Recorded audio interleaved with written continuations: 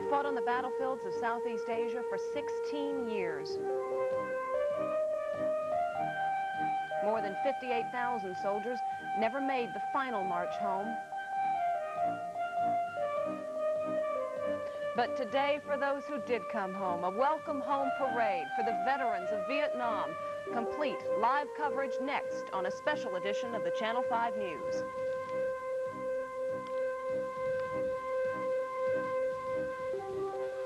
The dead of Vietnam have already been memorialized, their names etched upon a monument that was the beginning of the healing of the wounds that their families and much of the rest of America carried well after the war's end. Today, an effort to heal the wounds among the living veterans, those who served in Vietnam more than a decade ago now for most of them. It was a welcome home parade in Chicago, a parade that drew well more than 100,000 marchers, and it is estimated more than 300,000 spectators. I'm Ron Majors, and I am live for this 4:30 special broadcast in Grant Park. Behind me is a replica of the Vietnam Memorial Wall, the monument in Washington, D.C. It is a half-size wall. It carries all the names, more than 58,000 names, those who gave the final sacrifice during the Vietnam conflict. That wall will stay up here in Grant Park until Sunday night at 6 o'clock. Throughout the weekend, this celebration will continue.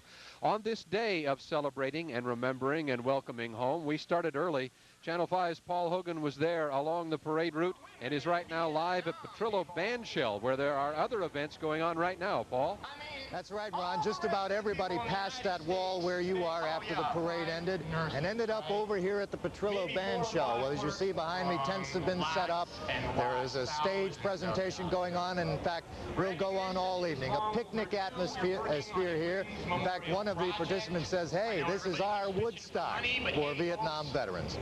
But as for the parade itself, for these forgotten vets who would rather forget the war they engaged in, it was quite a day to remember. I got one more pitch and then I'll get into the song. Thank you, Chicago! Thank you! This is how Chicago should work. It was the largest tribute to Vietnam veterans since America's involvement ended 13 years ago. 150,000 marched. Several hundred thousand cheered, welcome home. Patty DeLuca's husband was a prisoner of war. Tony DeLuca escaped his tiger cage only to use one today to remind everyone of those still missing. For many years, some Vietnam veterans couldn't talk about it, wouldn't admit it, and did not take pride in what they had done. But even the anti-war vets marched to cheers and shouts of thank you today. General William Westmoreland, the controversial symbol of a war that fractured a nation, said it best: the past is history now. And thousands paused to salute him. 3.5 million men, 15,000 women, answered the call for a war that left this country wounded. It was a great day for those who survived. Not only those who survived, it was a great day for anybody who was there and who watched us, and as I'm sure all of us would agree. And the day continues here in Grant Park at Petrillo Bandshell, where the festivities continue, in fact, all through the weekend, all memorializing those who fought in a war that fractured the nation. And in some ways, I saw some anti-war vets out there today, Ron, also memorializing those, not only those who had the courage to fight in the war, but those who might have had the moral courage to oppose it, because they were there as well. Paul, we are looking live now at the Vietnam Wall. We saw it just during the conclusion of your report, and the scene you saw is one that is typical of this wall. It is a half-size wall, as we told you, and while all of the festivities go on around us, when you approach this wall, set up near Jackson and Michigan, things get very quiet. There are moments when, as you see, people go to their knees. They reach out to touch a name that is now carved in stone, a name that in many cases was carved out of their life. It is extremely moving, and this wall will stay on display through Grant Park Sunday night at 6 o'clock. It is indeed a remarkable day throughout the city of Chicago, and at this moment in Grant Park, this is an enormous event made up of countless individual stories. Each story is unique. Each story is very poignant. One of those stories, as Deborah can tell us, is about someone we know well at Channel 5. Indeed it is, Ron. This parade, of course, is a healing of wounds for so many veterans who took part in the Vietnam conflict. And for Channel 5 videotape editor Lou Benton, a former Green Beret lieutenant, today's parade is just another step in a journey that is both personal and to this day painful. Channel 5's Rich Samuels tells us why. Monday night, Lou Benton was walking the streets of Chicago's Little Vietnam, looking for someone who had come from the village of Bien Hoa. Do you have anybody from Bien Hoa? Yeah. That live here? Yeah, I live in Bien Hoa. By chance, he met Vu Ba Huynh, who came from Bien Hoa in 1980. It is Lou Benton's hope that Vu Ba Huynh may be able to unravel the mystery of an image Lou saw on television last year. An image from Vietnam of an Amerasian woman Lou believes to be his daughter, whom he left behind 17 years ago. Editing movie. Lou Benton edits news tape here at Channel 5. For 20 months beginning in January 1968, Lou Benton was a Green Beret in Vietnam. I was stationed outside of a small village, well, small city is what they would call it, called Bien Hoa. And it was at Bien Hoa that Lou met 19-year-old Ly Nguyen Thuc, born of a Vietnamese mother and a French father. You were in love with her? Very much in love with her. And we had a baby girl. Of Ly and Lou's child, whom they named My Ly, no photograph remains. Describe the child to me. Very beautiful. She was a third French, third Vietnamese, and a third black. I still see her face sometimes. Even though you really have no photographs of her left? Even though I have no photographs of her left. Lou has other photographs he took in Vietnam. These are images he has purged from his mind. Lou has not purged from his mind the images of his daughter and his lover, whom he left in August 1969 when his tour in Vietnam ended. Lou hoped that Ly and his daughter might somehow join him. That has never happened. But now there is that television image. What's your father's name? Which came last year in a Today Show piece about Vietnamese children with American fathers. No, they are going to be American. In it, Lou saw a brief shot of a woman he believes is My Ly, his daughter. It looks just like she looked when she was born. Same features, identical. But in Vietnam today, there are perhaps as many as 20,000 children whose fathers are American. There are only three things that are required for me to know my daughter. Number one, she had to have been born in December of '68. Number two, she had to have been born in the village of Bien Hoa. And number three, her father was Tum Huy Dep Ka. Tum Huy Dep Ka in Vietnamese means black lieutenant. And I was the only black lieutenant in Bien Hoa. We live in Bien Hoa. Now, Lou has met Vu Bao and his father, who are from Bien Hoa. And in Lou's photographs of his lover, they have seen something familiar. She looked familiar with my mind. Because I lived in Bien Hoa for a long time ago. These photographs will now be sent to relatives still in Bien Hoa, and perhaps they will find Lou's child and her mother, who on this photo dated December 14th, 1968, wrote to Lou, "Forget me not. Remember one thing. I love only you, no one else. Ly." Forget me not. Remember one thing. Words that mean the same no matter who repeats them or when. What do those words mean in 1986? The same as they meant then. An image that will not go away. How badly do you want to see that child again? Very badly. Before I die. Many who march today will now close a book open too long. For Lou Benton, that will not be the case. Rich Samuels, Channel 5 News.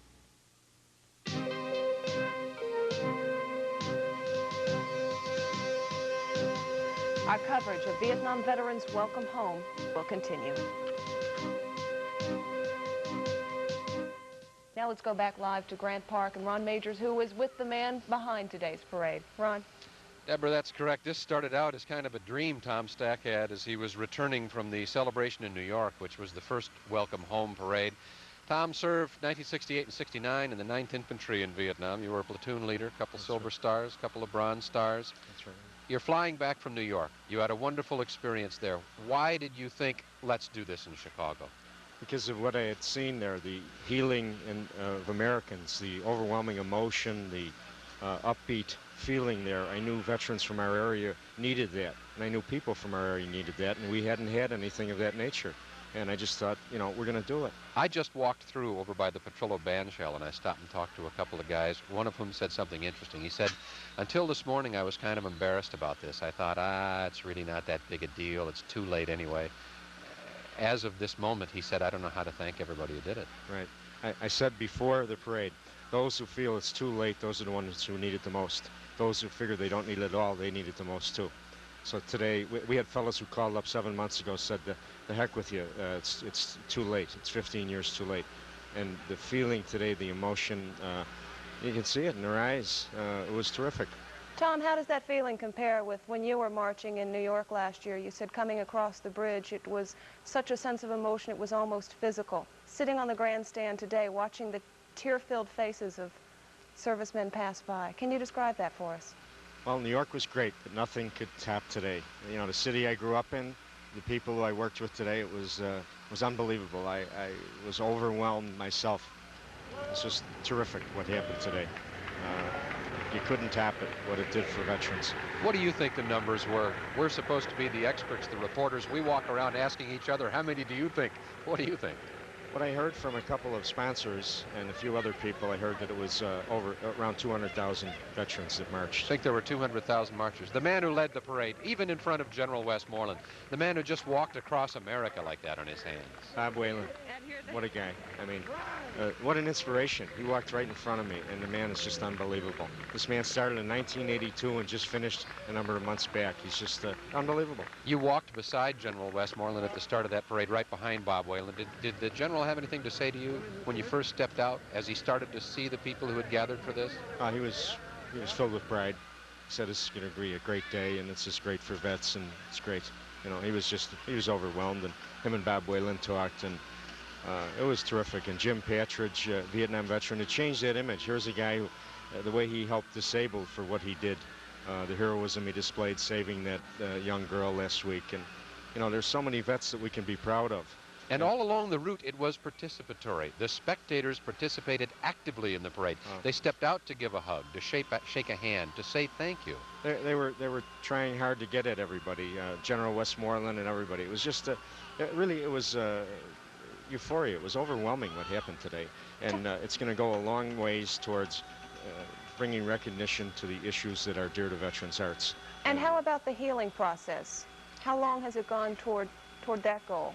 I think Ron highlighted it, Deborah, just a few minutes ago, one example. And I saw a lot of examples of guys who had a lot inside themselves get it out today, and I think it really helped. And a lot of wives and friends and family members, too. You know, myself, my nephew served in Vietnam, my brother Joe's son, Danny, and to see him at the reviewing stand, he was a medic with the 101st Airborne Division. You know, it was great. I haven't seen a person who has been near this event, nor have I talked to a single person who watched our coverage this morning from 10 to noon, who hasn't admitted almost instantly, I had a tear in my eye. It was, I know I did. I think we all did. Thanks, Tom, very much. Ron. Appreciate it. Thanks, we have Chicago. much more to come. Yeah, thanks, Chicago is right. There's much more to come, including a profile of some of the veterans who have faced really tough challenges through all of this, even after the war was over. Stay tuned to our special coverage.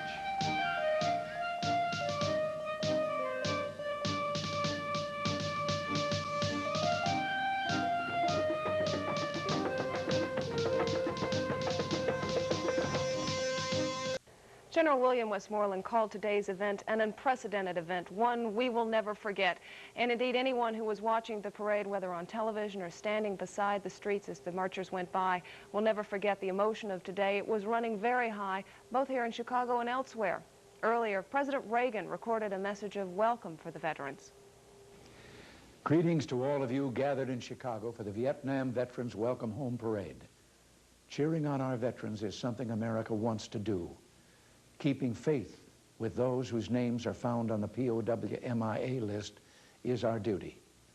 Clearly, the welcome home received by many of our brave men and women who served in Vietnam was less than they deserved, and that's putting it mildly. Today, however, Americans are making up for that. All over our country, citizens are joining together to honor those who served their country and the cause of freedom in South Vietnam. To all of you who are marching, I salute you. You have done us proud. God bless you. Next month, when the Statue of Liberty is rededicated in New York, Vietnam veterans will once again be remembered. And Ron, it seems, as the President said, there is much being done now that wasn't done a decade ago. Indeed, and there are many concerns from long ago that are still with us. You know that in the early years of the war in Vietnam, almost a quarter of the Americans who died were black. That was a disproportionately high number. And thousands of those who survived marched as an independent unit in today's parade. As Channel 5's Marlene McClinton tells us, many feel they fought 3 wars, one in Vietnam, one for recognition, and one for civil rights at home. Let's go, gentlemen.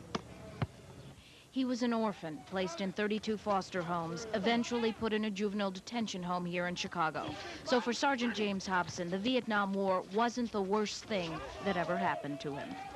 It affected me in a positive way. I have no remorse, no animosity towards my country. I love my country, and I love the military service. As a matter of fact, I wish I could have stayed in, but it was just not in the cards.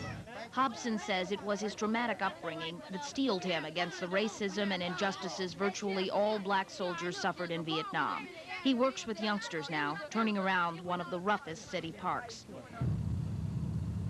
Cannon fodder, somebody pointed to him one time. Milton Olive II, whose only child threw himself on a hand grenade to save 4 fellow soldiers, feels now his son died in vain. The war was in vain. The sacrifices and contributions of black veterans are taken in vain. It's unprecedented that veterans have had to fight a war 10,000 miles from home, and then they had to come home and fight on their own turf.